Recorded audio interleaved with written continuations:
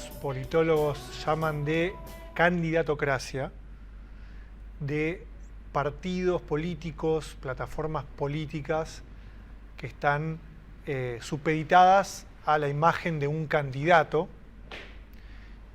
Por eso lo de candidatocracia. Se llama caudillismo, en la literatura política española del siglo XVIII, XIX, se llama caudillismo. Está viendo que si vos pasás por Harvard o Princeton, te obligan siempre a inventar un léxico y decís, es casi caudillismo. Caudillismo, o caciquismo, como se dice en España.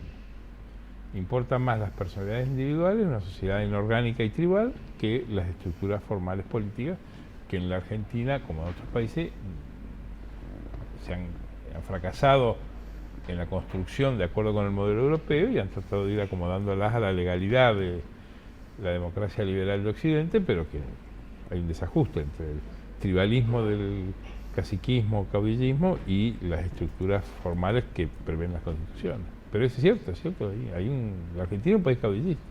Vamos a pensar que es un país que armó su sistema político en los últimos 30 años 2 veces, en el 83 y en el 2001. Ahí hubo 2 grandes revoluciones políticas donde se barajó todo de vuelta. Y la verdad que ninguno de los 2 procesos ha alcanzado a madurar. Pero sí, coincido que ese es el fenómeno.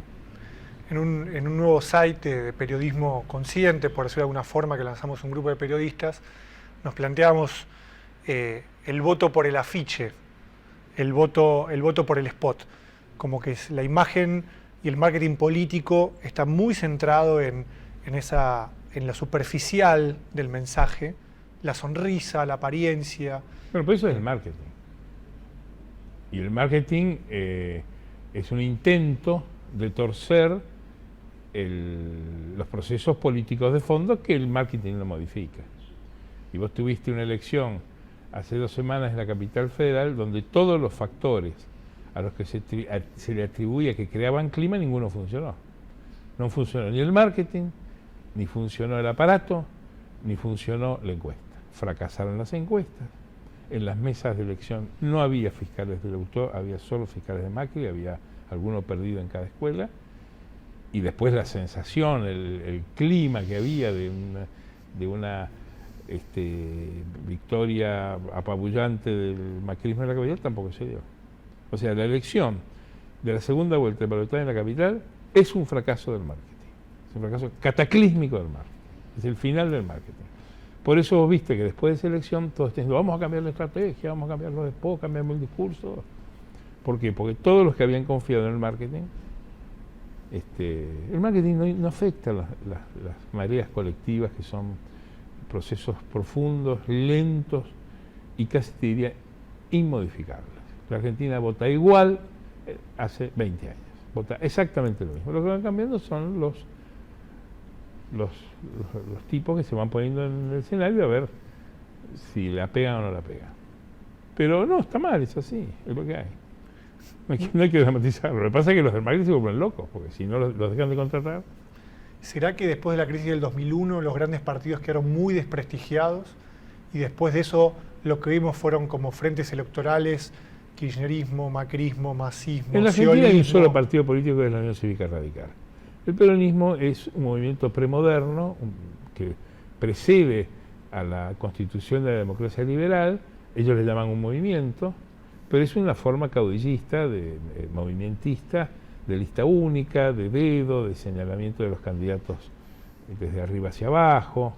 Es un partido creado desde el gobierno por un militar con plata del gobierno. Ese es el peronismo, y lo ha sido siempre. Cuando el peronismo no tiene el gobierno, siempre amaga a desaparecer. Al final de los años 80, cuando gobernaba Alfonsín, se hablaba del fin del peronismo. Inclusive Alfonsín había capturado lo más lúcido del peronismo, el llamado tercer movimiento histórico, lo había llevado, lo había arrastrado a Parque Norte, donde se hizo la famosa convención del tercer movimiento histórico, donde Portantiero dio la teoría, y el peronismo parecía que desaparecía.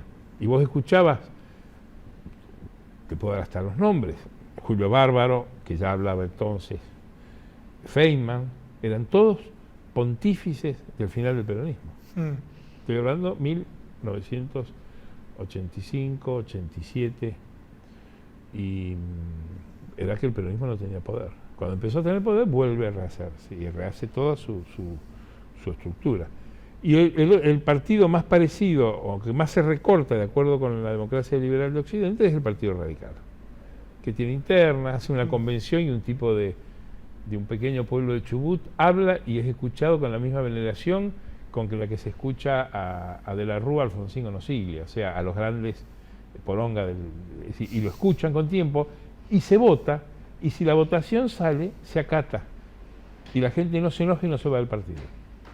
La gente no se va del partido, ni hace las cosas. ¿Qué define el radicalismo? Que hay cosas que los radicales no hacen. Pero entonces, si hay solo una estructura política orgánica sólida... Lo más parecido a un partido. Lo más parecido. No, lo más parecido a un partido, no tampoco. Estamos hablando de un país con una situación... En las provincias sí, las provincias... ahí los partidos funcionan un poco más orgánicamente. Pero hay internas, el socialismo de Santa Fe es un partido. Se puede decir que hay una crisis política en la Argentina de representación. De hecho, nosotros en Los Despertadores hicimos una encuesta y la mayoría de la gente no se siente representada ni por los partidos políticos ni por los candidatos. Bueno, es un problema grave. El fenómeno de Occidente. Eso no es un fenómeno de la Argentina, es un fenómeno de Occidente. Mira lo que pasó en España con Podemos. La crisis de la representación política es un fenómeno que se viene observando desde hace décadas en todo el mundo. De hecho, vos tenés... en España salió Podemos, por ejemplo. Bueno, pero eso es ahora, pero España yo diría que es el modelo menos a seguir, porque España es un país en donde los partidos políticos fueron, salvo el socialismo y el comunismo, que habían estado en la clandestinidad, su estructura de partidos nace con la Constitución del 78, o sea, es un invento de laboratorio. Pero si vos vas a los sistemas clásicos de Europa y Latinoamérica, todos los partidos tienen una crisis de representación. La crisis de representación es un fenómeno de la democracia de Occidente y se van buscando formas de tratar de superarla. Pero es una crisis de representación que pertenece más que a la política, a la cultura. Hay una crisis de representación en el arte, hay una crisis de representación en la novela, hay una crisis de representación en la ficción. Siempre las crisis de representación se manifiestan en todos los órdenes de la vida y es tan crítico el panorama en la realidad política como en el arte. ¿Cree que en la Argentina, digamos, no hay confianza en los políticos porque hay una imagen popular de que son todos chorros, sea el partido que sea o sea la bandera que sea? Como que todos roban... Parecés Mirta Legrand, decís un disparate que querés que yo te diga si es verdad o no. ¿Quién dice eso? ¿Quién dice que son todos chorros? Y si uno pone un micrófono en la calle y la gran mayoría... Pero eso no sirve, eso es casuística. Escuchame, en una elección que fue un chiste en la capital, votó el 70% de la gente. Y el 70% de la gente metió la ficha por un tipo. La gente no cree eso, no es cierto eso. Que algunos creen eso, sí. Que hay algunos que son chorros también. Pero ese no es el mainstream de la gente no piensa eso. Por al menos la imagen de los políticos cayó mucho después de tantísimos casos de corrupción en los 90, en los 2000 no ahora. Sé, la verdad que no tengo forma de registrarlo. No tengo forma de registrarlo. Hay políticos que tienen 60-70% de adhesión. Y son políticos del sistema. Capitanich en el Chaco, Scioli en la provincia de Buenos Aires, Macri en la capital federal, Cristina de Kirchner en el orden nacional. Entonces, ¿qué tiene un prestigio que está por encima del 50%? Dilma tiene el 7%. La Bachelet tiene el 11%. Claro. A eso le va como la mona. Eso es irte mal. No, yo creo que hay un momento crítico del sistema político argentino, que es cierto que la casta política no es la que está más prestigiada por sobre otras instituciones, pero hay encuestas para todos. Hay unos que dicen que la justicia está peor que nadie, otros que está la prensa peor que nadie, otros que la iglesia peor que nadie, otros que los militares. Pero no creo que la gente funcione con esa idea, ¿no? De hecho, vos ves que el voto en blanco de la elección de la capital fue el 5%. No es nada. Si vos comparás con el 2001, donde el voto en joda, el voto clemente ganó la elección a diputados de Santa Fe, ahí yo te diría que hay un problema. Eso pasó en el 2001. Ahí hubo una fractura importante. Pero en la capital 5%, y te estoy hablando del público más informado, más politizado, más círculo rojo, que se consume, se come la nata, los Víctor Hugo Morales, se morfa, los programas de cable, y ahí el 5%.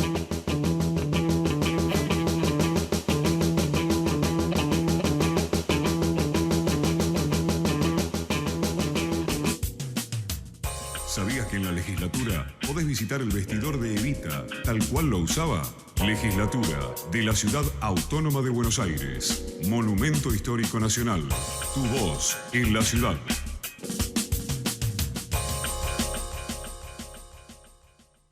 Mi corazón con el Kini late más. Dale, prendete. Vos también hacete fanático al ritmo del Kini 6 y vení a festejar todas las semanas. Hay algo que con los años me quedó claro. Para llegar lejos necesitas la tranquilidad de tener todo asegurado y yo activo esa tranquilidad con Provincia Seguros. Hacé como Marcelo y confía en Provincia Seguros. Provincia Seguros. Ya sabes que la mermelada de durazno es tu gusto favorito. Lo que no sabes es qué hacer con el frasco vacío. Si está limpio y seco, lo podés separar junto con los demás reciclables. Para más información, entra en buenosaires.gov.ar/Ciudad Verde. Buenos Aires Ciudad. En todo estás vos. Ayudamos a producir más alimentos con menos recursos para un mundo en crecimiento. Descubrí quiénes somos realmente. Ingresá a Descubrí Monsanto y sé parte de la conversación.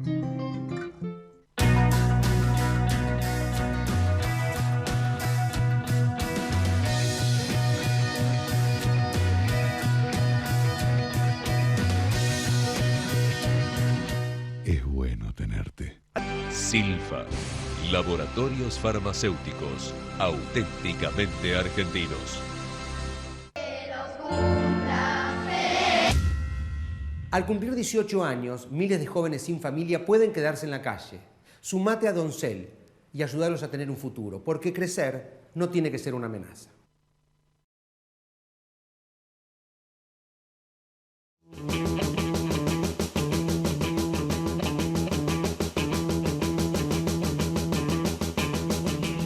Estamos en plena campaña electoral, el momento político más esperado. ¿Usted cree que realmente se ponen sobre la mesa los grandes temas de la Argentina, los problemas estructurales de la Argentina y de la democracia? ¿O pasan las campañas, pasan los años y los grandes temas, los grandes problemas de la Argentina nunca se terminan de debatir por X intereses? En la Argentina se debate todo. Tenés 20 programas más la página Despertar. ¿Cómo es? Los despertadores. Los despertadores, donde la gente discute todo. Que los problemas no se solucionen en otra historia. Pero en Argentina se discute todo. Hay un debate en la sociedad que vive en debate permanente. Hay un tipo en la calle de Lavalle y Florida, que yo lo veo hace 30 años, que nuclea a 40 personas y hablan todos de política todos los días de la vida hace 40 años.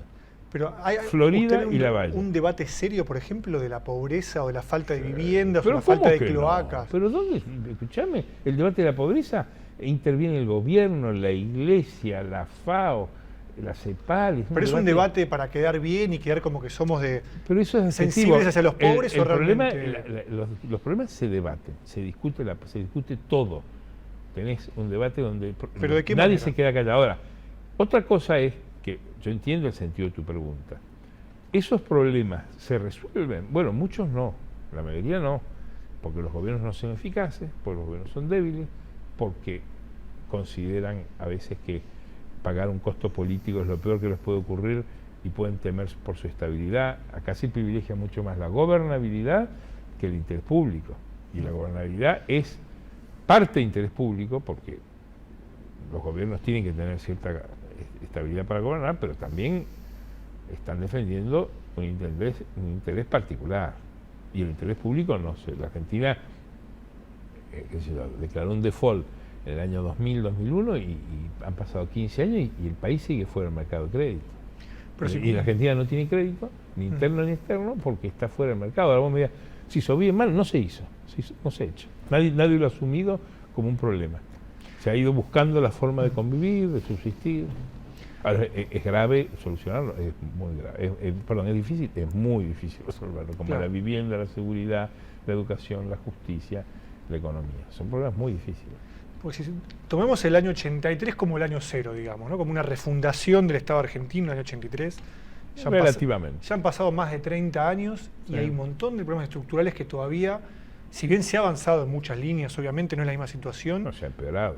O se ha empeorado. La marca de pobreza de la iglesia es del 28% y en los 70 era del 4%. Ha empeorado.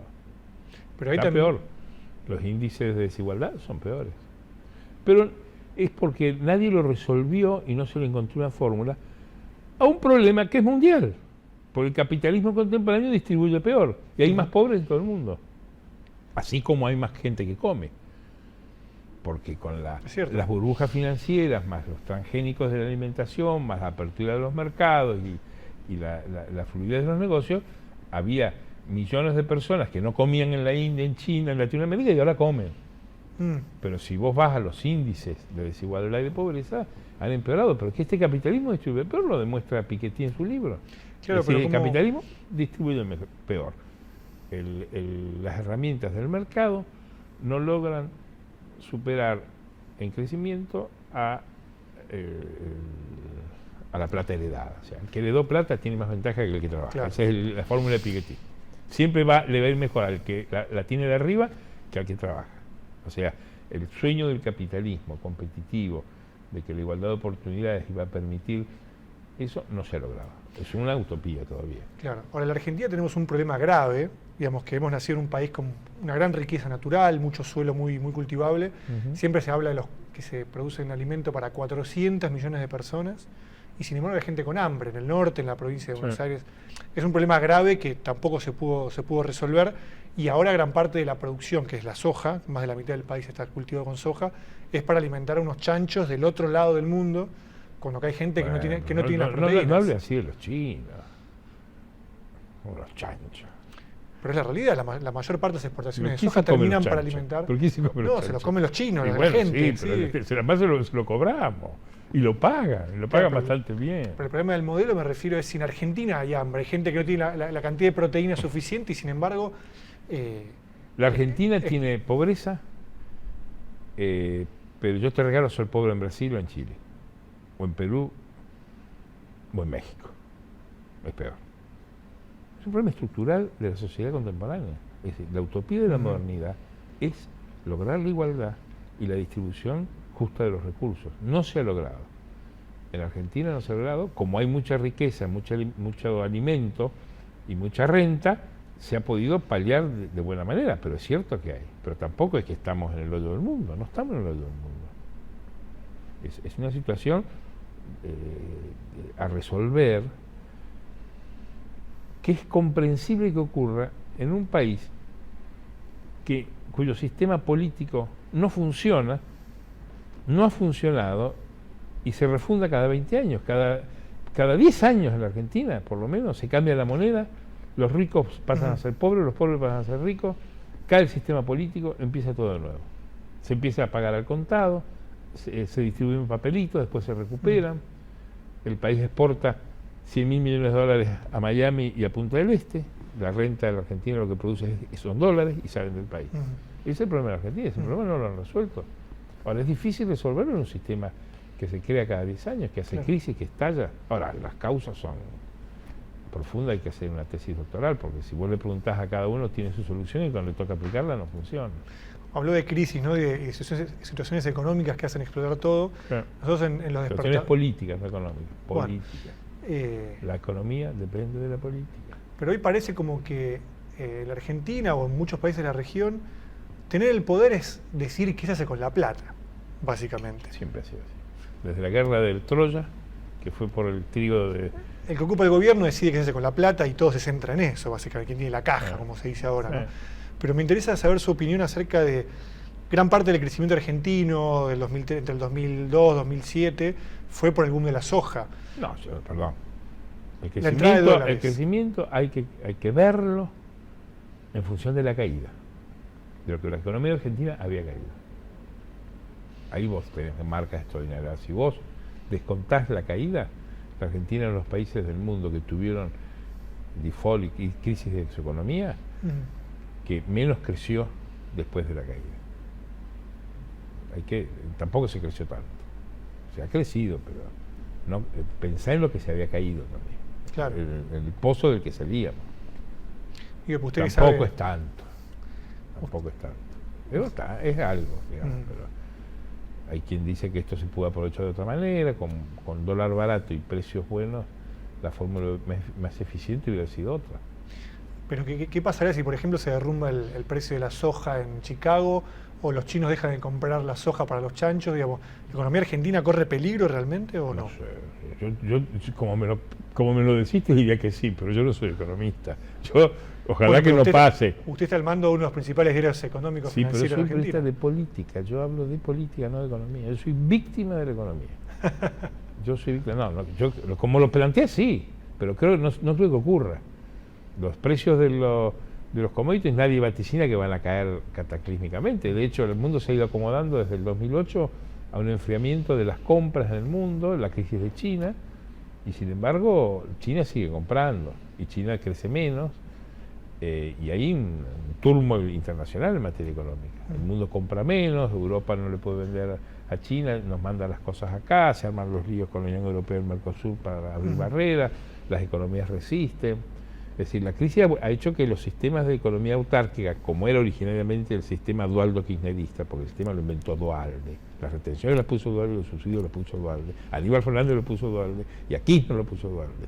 No nos olvidemos nunca de eso, porque si no vamos a creer en Papá Noel. Ese sistema de la economía autárquica nace, encuentra más sentido en un mundo